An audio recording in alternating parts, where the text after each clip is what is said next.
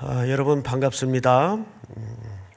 오늘부터 금요일 새벽까지 매일 성경의 순서를 따라서 특별히 마가복음에 나타난 주님의 마지막 순간들을 짚어가면서 우리가 어떤 기도를 드려야 되고 주님 앞에 어떤 삶을 준비해야 할 것인가를 한번 같이 확인하고 공감하고 붙잡히는 은혜가 있기를 바랍니다. 우선 그 유명한 겟세마네 동산에서의 제자들과의 기도의 모습입니다. 오늘 본문은 32절서부터 시작이 되지만 앞에 어떤 일이 있었는가를 한번 보죠. 27절서부터 제가 좀 읽겠습니다. 예수께서 제자들에게 이르시되 너희가 다 나를 버리리라. 이는 기록된 바 내가 목자를 치리니 양들이 흩어지리라 하였음이니라. 예수님께서 예언서에 선지자들의 글을 인용하면서 특별히 함께했던 제자들이 흩어지고 다 달아나고 자신을 버릴 것을 제자들에게 예언합니다. 그러자 그 중에 하나가 28절을 보시면 한번 같이 읽어볼까요? 다 같이 시작. 그러나 내가 살아난 후에 너희보다 먼저 갈릴리로 가리라. 베드로가 여짜오되 다 버릴지라도 나는 그리하지 않겠나이다. 예수께서 이르시되 내가 진실로 네게 이르노니 오늘 이 밤 닭이 2번 울기 전에 네가 3번 나를 부인하리라. 31절 다 같이 읽죠. 시작. 베드로가 힘있게 말하되 내가 주와 함께 죽을지언정 주를 부인하지 않겠나이다 하고 모든 제자도 이와 같이 말하니라. 아멘. 자, 이 상황이 주님이 그 혹독한 밤을 겪으러 들어가는 겟세마네 동산 직전에 나누어진 대화입니다. 특별히 제자들의 대표격이었던 베드로가 2번에 걸쳐 절대 내게는 그런 일이 일어나지 않을 겁니다. 호언장담하는 모습을 볼 수가 있는데 베드로의 장담과는 달리 예수님의 확인은 아니다. 닭 2번 울기 전에 너는 나를 3번 부인할 것이다. 이렇게 확인을 시켜줍니다.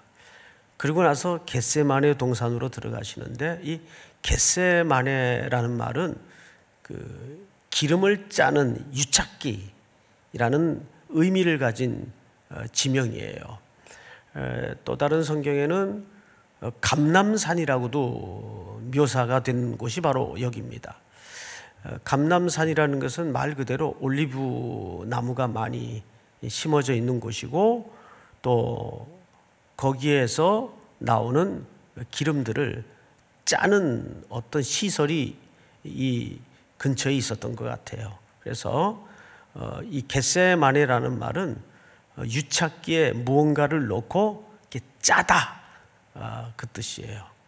근데 이 지명이 갖는 의미가 굉장히 예수님의 기도의 의미와 상당한 의미적으로 유사점을 갖고 있습니다.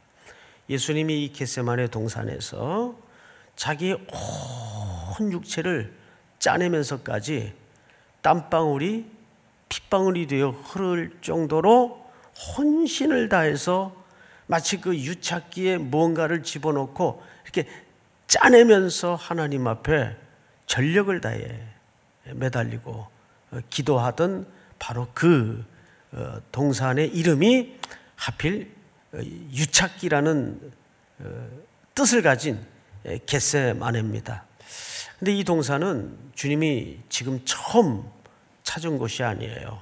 이제 곧 유다가 이곳을 알고 군병들을 데리고 찾아올 정도로 이곳은 제자들도 익숙히 잘 아는 은밀한 장소였습니다.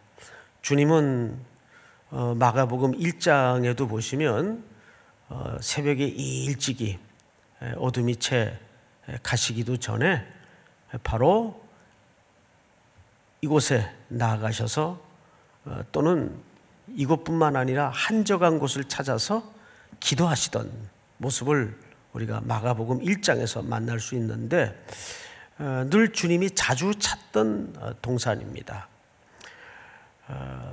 누구에게나 이런 의미적 그 공간을 삶 속에 하나의 패턴처럼 습관처럼 가지고 있다는 것은 큰 은혜의 통로를 확보하고 있는 것과 같습니다. 다른 복음서에는 이 겟세마네 동산으로 가시는 예수님의 모습을 어떻게 수식했는가 하면 습관을 쫓아 하나님의 아드님이신 예수님도 기도에 관한하는 습관이 들 정도로 자주 하늘 아버지께 나아가 은혜를 구하고 긍휼을 구했던 모습을 성경 전체 종합을 통해서 만날 수가 있죠. 그래서 우리 한국 교회가 정말 잃어버리지 말아야 될 소중한 전통은 어느 나라에서도 유래를 찾아볼 수 없는 이 새벽에 고단한 육체를 일으켜서 매일 부활을 연습하며 하나님 앞에 기도의 습관을 갖는다는 것은 한국 교회에 물려주신 하나님의 큰 은혜고 축복입니다. 자, 그러면 이제 본격적으로 이 동산에 들어가셔서 어떤 기도를 드리셨는가 우리가 내용으로 좀 들어가겠는데요. 32절 그들이 겟세마네라 하는 곳에 이름에 예수께서 제자들에게 이르시되 내가 기도할 동안에 너희는 여기 앉아 있으라 하시고, 그러니까 제자들을 두 구분으로 나누셨어요. 다 갔겠죠. 근데 한 무리의 제자들은 그 근처까지 가서 너희는 여기 앉아서 기다리고 있으라. 근데 사실 오늘 본문에 보면 제자들에게 기도하라고 명시적으로 분부한 기록은 없어요. 그래서 어떤 학자들은 그래서 제자들이 기다리다가 견디지 못하고 졸지 않았겠는가. 근데 전체 문맥과 종합상 이 앉아있으라 또 그 중에 3명을 뽑아요. 베드로와 야고보와 요한을 뽑습니다. 다음 절을 볼까요? 베드로와 야고보와 요한을 데리고 가실새 심히 놀라시며 슬퍼하사 말씀하시되 내 마음이 심히 고민하여 죽게 되었으니 너희는 여기 머물러 어떻게 있으라고 되어 있죠? 깨어 있으라 하시고, 이 말은 사실상 기도하고 기다리고 있으라 그 뜻이에요. 기도. 자, 그러면 그림을 이렇게 머릿속에 넣어보면 이렇게 된 거죠. 나머지 제자들은 산 아래쯤 너희들은 여기 앉아 있으라. 그 중에 항상 그 핵심 인물로 구성된 변화산에도 데리고 오르셨던 그 제자들이죠. 베드로와 야고보와 요한을 데리고 산에 오르셔서 너희는 깨어 있으라 부탁을 하셨습니다. 이 말은 주님도 앞으로 이들과 완성될 하나님의 나라의 사역을 위해서 이들의 동역과 이들의 격려와 이들의 기도가 필요했던 것 같아요. 그래서 깨어 있으라 부탁을 했어요. 근데 거기에 마가는 아주 섬세한 필체로 예수님의 지금 이 3명의 제자들을 따로 데리고 더 깊은 산 속으로 들어가시면서 마음에 일고 있는 거대한 영혼의 파도를 마가는 섬세하게 기록을 합니다. 이렇게 기록을 했어요. 심히 놀라시며 슬퍼하사. 심히 놀라시며 슬퍼하사. 뭐에 놀라고 뭐에 슬펐을까요? 점점점 자기 앞으로 다가오고 있는, 조여오고 있는 그 십자가의 끔찍한 형벌에 달려 당할 고통이 슬프고 놀라고 아픔이었을까요? 멜 깁슨이라는 분이 그 유명한 배우인데 쓴 그 글과 영화가 제작이 된 적이 있습니다. 예수 그리스도에 대한 영화인데 아마 역대 그 기독교 영화 중에 그렇게 주님의 죽음과 고난을 또 십자가의 사건을 성경의 고증을 따라서 섬세하게 만든 영화도 드물 정도로 아주 영화를 잘 만들었어요. 저도 이제 그 영화를 한 2번 본 기억이 나는데, 보다가 깜짝 놀란 것은 뭐냐면 멜 깁슨 그분이 주연을 하고 그분이 감독을 했어요. 제가 놀랐던 부분은 영화의 스토리와 초점이 지나치게 십자가의 고통에 포커스가 맞춰져 있어요. 그래서 그 영화 찍는 그 기법을 보면 이 미세한 그 힘줄의 고통의 부르르 떠는 떨림까지도 아주 그 섬세하게 찍어놨어요.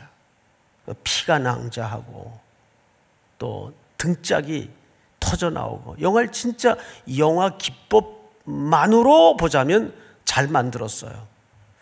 그런데 그 영화를 보다가 제가 놀랬던 것은 뭐냐면 이 영화가 영화적으로는 잘 만들었는지는 몰라도 성경의 입장에서 조명을 할 때는 이 십자가의 의미를 호도할, 왜곡시킬 소지가 충분히 있겠구나. 무슨 뜻인가 하면 예수님이 여기서 심히 놀라고 슬퍼했던 것은 앞에 닥쳐질 육체적인 고난과 수모가 아니에요. 그럼 무엇이 예수님을 그렇게 슬퍼하고 심히 놀라게 했을까요? 이제 그 다음에 성경을 보면서 우리는 그 주님의 본심을 좀 찾아가는 작업이 필요할 것 같아요. 성경을 한번 보십시다.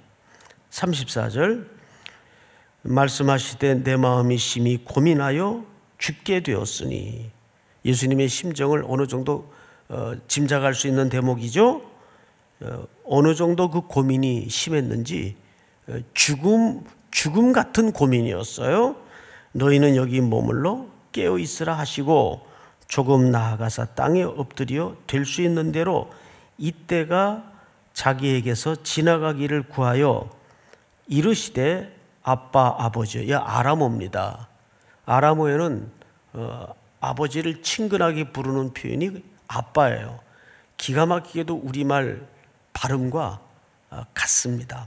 아빠 아버지요. 아버지께는 모든 것이 가능하오니 이 잔을 내게서 옮기시옵소서. 그러나 나의 원대로 마옵시고 아버지의 원대로 하옵소서 하시고.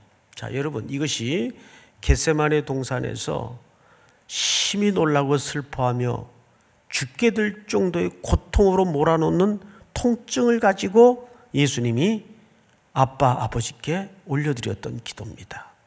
자, 그러면 여기서 예수님의 이 아람어적 표현을 통해서 우리가 캐치할 수 있는 것은 다가오는 육체적인 고통이 아니라 예수님의 진짜 아픔은 잠시라도 하늘 아버지와 겪게 되는 단절이에요.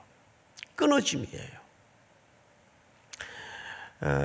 자녀를 낳아서 키우다 보면 우리가 별의별 일을 다 겪지 않습니까? 애가 아플 때도 있고 또 애가 슬픈 모습을 경험할 때도 있고. 그런데 아이들은 성인이 되어 독립하기 전까지는 항상 그 엄마, 아빠와 깊은 유착기가 있습니다. 근데 그 유착 기간 동안에 조금이라도 엄마가 안 보이거나 또 아빠의 모습이 부재될 때 아이들은 자지러져요. 정말 죽어요, 죽어. 우리 그런 아이들의 모습을 가끔 경험하지 않습니까? 사랑하는 성도 여러분, 예수님이 여기서 정말 지독한 고통을 가지고 슬프고 무섭고 아팠던 것은 등 돌린 아버지의 모습이었어요. 이미 하나님은 하나님의 계획 속에 우리를 구원하시려고 이 땅에 아들을 보내셔서 십자가의 대속의 제물이 필요했던 겁니다. 그런데 이 땅의 인생 가운데는 그것을 감당하거나 대신할 만한 의로운 사람이 없었어요. 그래서 하나밖에 없으신 스페셜한 아들 독생자 예수 그리스도를 육신의 몸을 입히우셔서 이 땅에 보내시어 그 치욕과 수모의 상징이었던, 저주의 상징이었던 십자가에 우리를 대신해서 죄값을 지불하시기로 결정하신 등 돌린 아버지의 모습을 보는 거죠. 예수님도 이 정도로 고통스럽고 아팠겠지만 사실 저는 아버지의 마음에서 그 하늘 아버지는 이 상황에서 처절하게 고통하는 아들을 외면하고 등을 돌려야 되는 하늘 아버지의 마음은 어떤 마음이었을까? 아무리 상상을 해보려고 해도 영적으로 상상이 안 돼요. 상상이 안 될 정도로 지금 기가 막힌 처지에 놓인 겁니다. 그래서 오죽에 쓰면 예수님께서 이런 표현을 쓰셨어요. 36절을 다시 보세요. 이르시되 아빠 아버지여 아버지께는 모든 것이 가능하오니, 이 조건절입니다. 그러니까 할 수만 있다면 그 뜻이에요. 얼마나 그 아버지와의 단절될 아픔이 크게 다가왔으면 이 주님의 심정의 10,000분의 1이라도 우리가 좀 흉내를 내봤으면 좋겠어요. 우리는 하나님이 내 삶에 부재될 때 두려움도 없고 모든 경외심이 사라지고 사사기 시대 모양 자기의 마음대로 자기가 인생의 왕이 되어서 살아가는 모습에도 놀라지 않고, 자, 그렇게 기도를 마치고 주님은 제자들이 있는 곳으로 돌아오셨습니다. 자, 그런데 놀랄 만한 풍경을 만나게 됩니다. 37절을 보세요. 돌아오사 제자들이 자는 것을 보시고 베드로에게 말씀하시되 시몬아 자느냐? 네가 1시간도 깨어 있을 수 없더냐? 자, 여러분, 이 베드로는 지금 주님에 의해서 옛 부름받기 전 바닷가에서 어부 생활하던 그 옛날 이름으로 불리워지고 있다는 사실을 주목해 주시기 바랍니다. 지금은 베드로가 아니에요. 베드로라는 뜻은 여러분 잘 아시죠? 반석이란 뜻입니다. 제자로 부름받기 전 그 어촌에서 불리웠던 옛 이름을 주님이 부르세요. 시몬아, 시몬아, 내가 1시간도 깨어 있을 수 없더냐? 여러분, 누가복음에 보면 지금 이 제자들이 잠들어 있는 위치와 예수님이 기도하시던 그 혹독한 기도를 눈물로 들이시던 그 장소와 거리가 어느 정도 거리입니까? 돌 던질 만큼의 거리예요. 가까운 거리예요. 그러면 적어도 이 제자들은 예수님이 어떤 기도를 드렸는지 충분히 들을 수 있는 거리에 위치해 있었다는 뜻이 됩니다. 그런데도 잠이 들어 있어요. 제가 이 말씀을 준비하면서 내내 마음속에 일어났던 묵상의 주제가 뭐냐 하면, 그 정도 가까운 거리인데 그 분명히 처절하게 자기의 선생님이 유난히 오늘 밤 이 제자들을 다 데리고 이곳까지 찾아오셔서 무언가를 흐느끼며 신음하며 기도하시는데 어떻게 잠이 들어 있을 수 있을까? 그게 참 신기했어요. 이 상황 속에서 쉽게 얘기하면 잠이 오냐? 그 뜻이겠죠. 네? 어떻게 잠이 들 수 있었을까? 결론은 예수님에 대해서, 그리고 예수님이 이 땅에 오신 목적에 대해서 제자들은 잘 모르고 있었구나. 영적인 무지입니다. 그 영적인 무지가 이들에게 충분히 잠들게 할 수 있었다는 생각이 들어요. 우리가 주님이 왜 이 땅에 오셨고, 지금 우리 앞서 올라가셔서 처절하게 신음하며 고통하며 부르짖는 저 기도가 도대체 어떤 의미를 담은 기도인지 안다면, 이 제자들은 육신의 고단함을 이기지 못하고 잠들 수 있었을까? 여러분, 어느 부모가 나 오늘 너무 피곤해. 그런데 죽어가는 아이가 지금 있는데 내일 하지. 그럴 부모는 없어요. 인간도 그러지는 못해요. 그러니까 적어도 예수님이 지금 어떤 상태이며 이분이 누구시며 이분이 무엇 때문에 여기 오셔서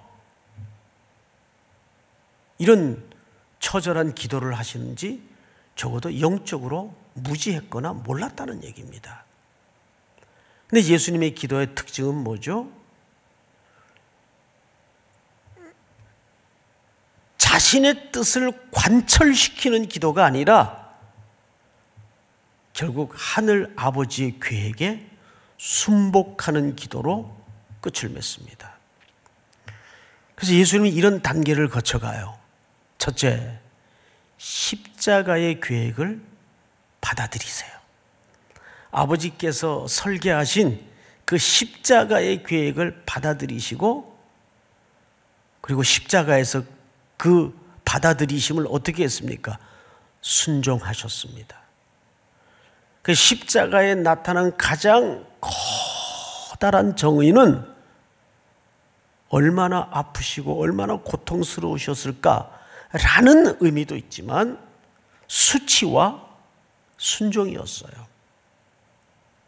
이것이 십자가에 나타난 예수님의 기도의 결정체입니다. 반면에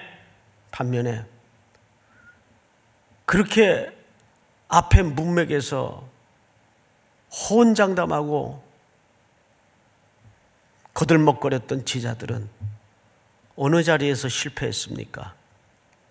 골방의 기도에서 실패했어요. 기도의 자리에서 실패했어요. 그 실패는 어디로 이어졌죠? 예수님이 십자가에 대속의 죽음을 죽으시는 그 자리에서 다 떠나버리고 도망가고 실패해버리고 맙니다. 그러니까 이런 뜻이 됩니다. 기도의 실패는 사명의 실패입니다. 그런데 항상 복음은 왜 복음입니까?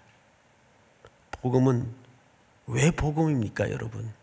마지막 절을 한번 볼까요? 이렇게 돼 있어요. 42절 한번 같이 읽겠습니다. 다 같이 시작. 일어나라, 함께 가자. 보라, 나를 파는 자가 가까이 왔느니라. 제가 이 마지막 본문을 묵상하다가 못된 찌꺼기가 올라왔어요. 에이, 나 같으면 이런 인간들 안 데려가겠다. 여기 분명히 일어나라, 함께 가자는 말은 계속해서 이 못나고 약한 제자들 데리고 뭔가를 포기하지 않고 함께 하시겠다는 얘기예요. 여기에는 이중적인 역설과 복합적인 메시지가 담겨져 있습니다. 일어나라, 함께 가자. 첫째는 그래서 주님이 십자가에 죽으시는 거예요. 이런 영적으로 무지한 제자들 때문에, 이런 영적으로 무지한 다치고 귀막힌 이 백성들 때문에 주님은 십자가를 향해서 뚜벅뚜벅 걸어가시기로 작정하신 거예요. 그리고 그 십자가로 이 제자들을 데리고 가셔야 돼요. 또 하나의 의미가 여기 우리의 기도 제목처럼 녹아져 있습니다. 또 하나의 역설은 뭘까요? 그럼에도 이들을 주님은 새롭게 하셔서 부활 후에 성령을 부으시고 이들이 사도행전을 여는 얼마나 위대한 사도들이 됩니까? 이 땅에 교회를 설립하고 말씀을 기록하는 위대한 사도들이 됩니까? 실패했지만 지금은 예수님의 걸음을 비틀거리며 뒤뚱거리며 따라오지 못하지만 이 주님은 이런 제자들을 데리고 일어나라, 함께 가자, 함께 가자. 이 끝까지 우리를 향하신 포기하지 않는 주님의 십자가로 향한 이 사랑에 우리가 다 묶인 자들입니다. 오늘도 처절히 주저앉아 있는 우리들에게 주님은 여전히 아무개야, 일어나자, 그리고 함께 가자. 너 나랑 함께 걸어야 돼. 내가 붙들 거야. 너는 너를 포기할지 몰라도 나는 한 번도 너를 포기한 적이 없단다. 그 일을 위해서 내가 십자가에 죽어야 한다, 이 뜻입니다. 오늘도 이 거부할 수 없는 하나님의 이 쓰나미 같은 사랑 앞에 온 마음으로 순복하여 주님의 제자가 되고 일어나 함께 가자는 주님의 부르심 앞에 기꺼이 감격으로 일어서는 복된 아침이 될 수 있기를 주님의 이름으로 축복합니다. 우리 이 시간 다 같이 한번 기도하겠습니다. 제목을 나눕니다. 첫째, 기도의 실패는 사명의 실패로 이어졌습니다.